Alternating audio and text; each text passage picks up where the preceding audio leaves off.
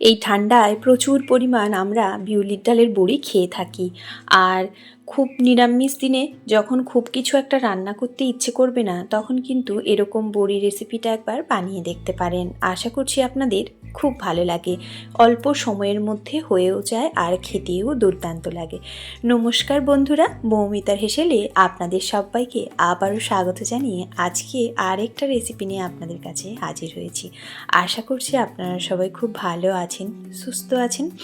আজকে যেহেতু বড়ি রেসিপি শেয়ার করব, তার জন্যই দেখুন প্রথমেই আমি একটা বোল নিয়ে নিয়েছি, তার মধ্যে দিয়ে দিচ্ছি বিউলির ডালের বড়ি। আপনারা চাইলে কিন্তু এখানে মটর ডালের বড়ি কিংবা মসুর ডালের যে বড়িগুলো হয় সেই বড়ি দিয়েও কিন্তু এই রেসিপিটা বানিয়ে দেখতে পারেন।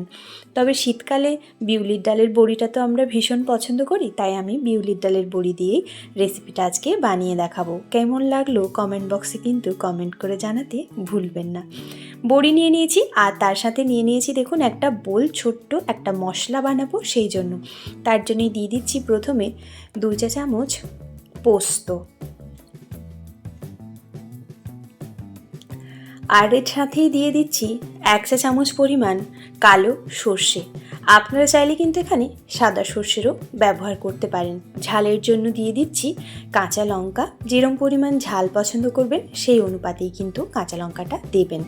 এবার এই জল দিয়ে বেশ ভালো করে একটা পেস্ট বানাবো।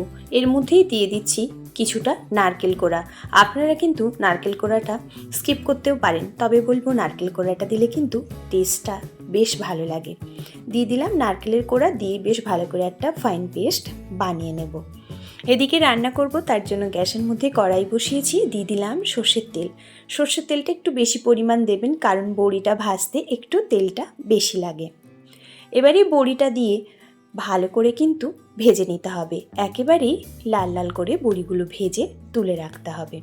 এখানে বলে রাখি, আজকে যে সকল বন্ধুরা আমার চ্যানেল নতুন ভিজিট করছেন, যদি আমার এই রেসিপিটা ভালো লাগে তাহলে বলবো চ্যানেলটিকে সাবস্ক্রাইব করে প্লিজ পাশে থাকা বেল বাটনটা প্রেস করে প্লিজ পাশে থাকবেন। যদি রান্নাটা ভালো লাগে তাহলে একটা লাইক করবেন, কমেন্ট করবেন আর শেয়ার করবেন। দেখুন বড়িগুলো কিন্তু আমার সুন্দরভাবেই ভাজা হয়ে গেছে, আর এবারেই কিন্তু আমি বড়িগুলো তুলে নেব। ঠিক এইভাবেই বড়িটা ভেজে তুলে নিতে হবে।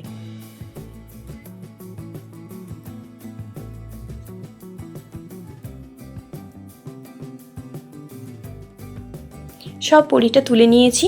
এবার ওর মধ্যে অল্প একটু তেল অ্যাড করে দিয়ে দিলাম কালো জিরে, আর ঝালের জন্য দিলাম কাঁচা লঙ্কা। প্রথমে দুটো বেটে নিয়েছি, তার সাথে কয়েকটা গোটা কাঁচা লঙ্কা কেটে কেটে দিয়ে দিয়েছি।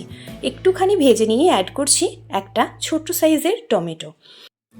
এবার এই টমেটো আর কাঁচা লঙ্কাটা বেশ ভালো করে ভেজে নিতে হবে, ঠিক টমেটোটা সুন্দরভাবে সেদ্ধ হয়ে যাবে সেই পর্যন্ত। এবারে অল্প একটুখানি লবণ দিলাম টেস্ট অনুযায়ী। লবণ দিয়ে আবারও খানিক সময় কিন্তু টমেটোটা ভেজে নিচ্ছি। দেখুন টমেটোটা সুন্দরভাবেই কিন্তু ভাজা হয়ে নরম হয়ে গেছে। এবার এর মধ্যে অ্যাড করছি কালারের জন্য হলুদের গুঁড়ো। একেবারেই অল্প একটুখানি পরিমাণ হলুদের গুঁড়ো দিয়ে একটুখানি ভেজে নিলাম। এবারে ওপর থেকে দিয়ে দিচ্ছি 2 কাপ পরিমাণ জল। খুব বেশি কিন্তু ঝোল দেব না, এই 2 কাপ জল দিলেই কিন্তু সুন্দরভাবে বড়িগুলো সেদ্ধ হয়ে যাবে। এবার কিছু সময় এটা জলটা ফুটতে দিতে হবে। ফুটে উঠলেই কিন্তু এর মধ্যে বড়িগুলো অ্যাড করব।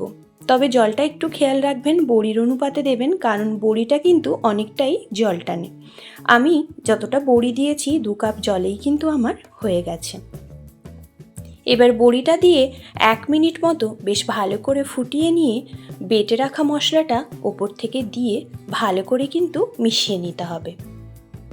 তবে বড়িটা দিয়ে খুব বেশি সময় রান্না করবেন না, সেক্ষেত্রে কিন্তু বড়িগুলো একেবারেই নরম হয়ে যাবে।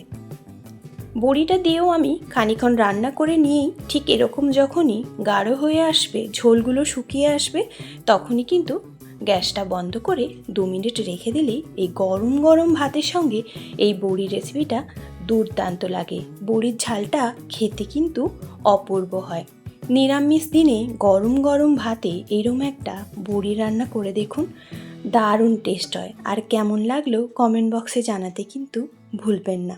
যদি ভালো লাগে একটা লাইক করে প্লিজ পাশে থাকবেন। এতটা সময় আমার এই রান্নাটা দেখার জন্য আপনাদের অসংখ্য ধন্যবাদ। ভালো থাকবেন, সুস্থ থাকবেন আর আমার সঙ্গে থাকবেন।